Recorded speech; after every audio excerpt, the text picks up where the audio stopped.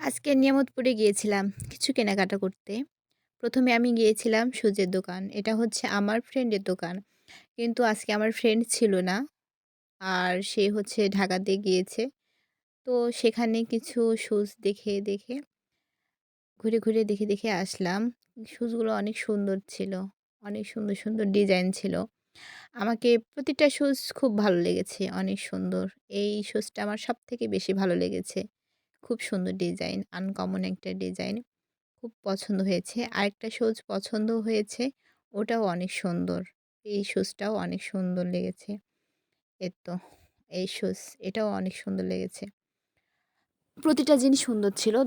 Friend না থাকায় আমি চলে আসলাম দেখে। শেষে এই ওড়নাটা নিয়েছি। এই ওড়নাটা নিয়েছি আর হচ্ছে একটা বোরখা নিয়েছি। একই মতোই কালার সেম। এই বোরখাটা আর ওড়নাটা নিলাম।